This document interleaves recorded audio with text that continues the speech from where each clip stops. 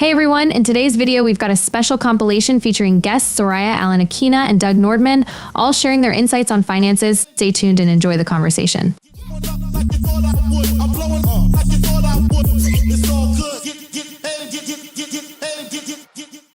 I just feel like it's so important for our local communities to have a sense of how money works and financial education. And I don't feel like there's enough education out there. Oh, absolutely. So like, definitely not the school system. They don't have enough of it. And I think that's where even my story begins, is like just trying to understand, you know, here's a paycheck. What do I do with it? Yeah. Like, I know it goes into the bank. Like that's obvious, right? But it's like, okay, well, here's the paycheck. What do I do? Okay, I got to pay this bill, this bill, this bill.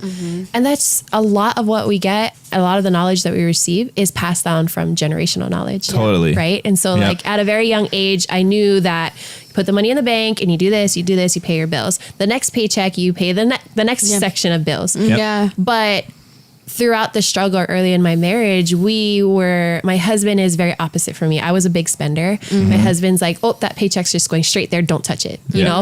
And you're like, what? I know. I'm like, wait, what? Like, I don't understand why I can't go spend this money, you know? But like, he came from this knowledge of you save. And then I came from, I worked hard for this. Like, let's just use it, you know? So two totally different mindsets trying to combine.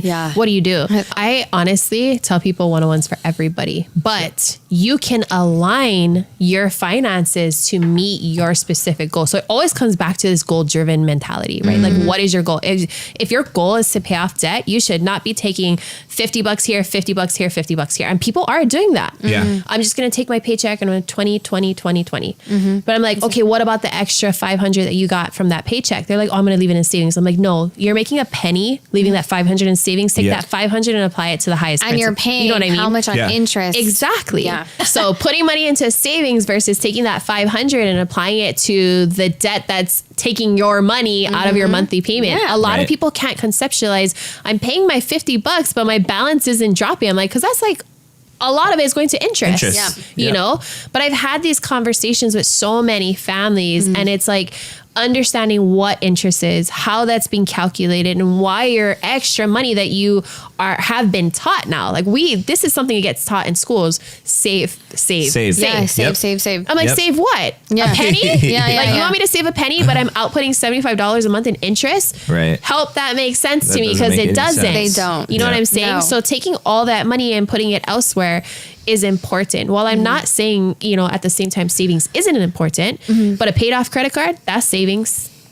That's savings. That's leverage, right? Like that's now you're changing this to think of it in a different way.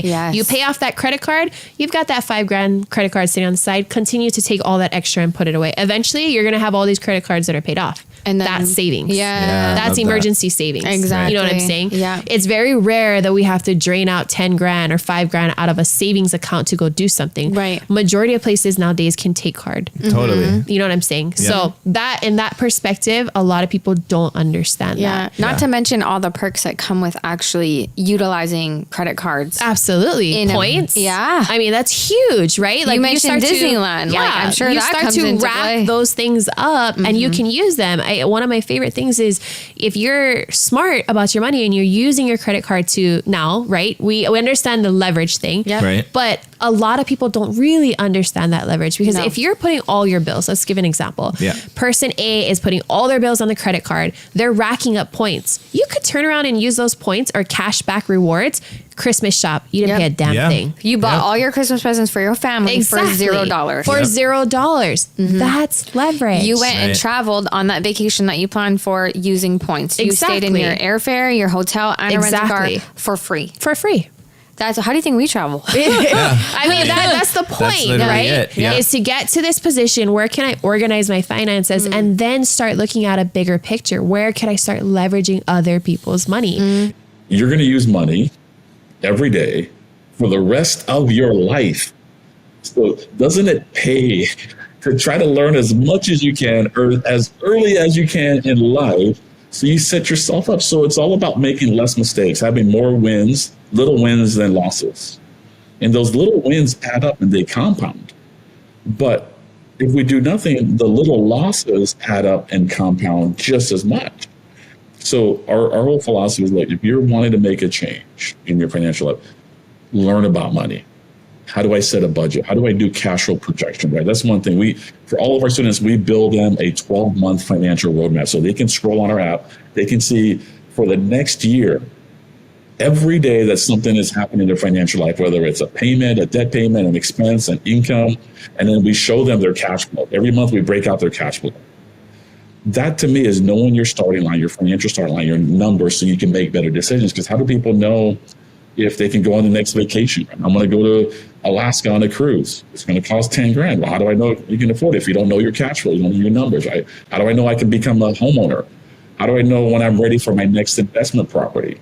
Those are things that are very important. So whether you do anything with us or not, knowing your cash flow, your money coming in, money going out, very, very important to make financial decisions so you don't fall into what we call the 75% bucket. 75% of people, according to CNBC, are winging it. They're guessing when it comes to making financial decisions. That's what messes people up. In the 80s, when my spouse and I married, I realized I needed to learn how to invest. And I hadn't had any time to do that because I was too busy learning how to do my job, right. Going to sea. You didn't Which have, a lot of people are in that situation. Everybody is exactly. in that situation. You just finished school, whether that's high school or college or a trade. You're learning your trade. You're hoping not to get fired. You're spending money and wondering where it went. And if it's gotten even further ahead of you and even further out of control, you're married and starting a family, hopefully in that order. Right. Yes. Right. And so you have no time to learn about this. And we were the same way. But when we married, my spouse had already known about how to invest in mutual funds, and she had a lot of good advice from her dad. And so I thought, well, that makes a lot of sense. I'll call my dad and find out how to invest. And he said, well, I go to this Business Week magazine and I look up the annual mutual fund issue, and anything that's got at least 2 up arrows, buy that. 2 up arrows. That's a good one. Yes. Yeah. Business Week is barely hanging on today. I know. But that's how we did the first 10 years. And then in the 90s, we started investing even more aggressively because the World Wide Web was up and running and everybody knew that was the future. Yeah. All these old school blue chip, big corporations, they were going to go away any day now. And so as we were reading, and again, it was reading mostly magazines that were financial magazine, maybe an occasional book or two, but it would just be tangential. Yeah. So today it's all out there on the internet, and there's way too much of it, which is it's overwhelming. Yes. And that's why I suggest, the Stock Series or the Simple Path to Wealth is a great way to start. It's like a gateway drug to deciding if you're the kind of person who wants to spend all your time learning about this, or whether you would just like to put your money somewhere knowing that it's going to grow for retirement and you can come back in 15 or 20 years and appreciate compounding.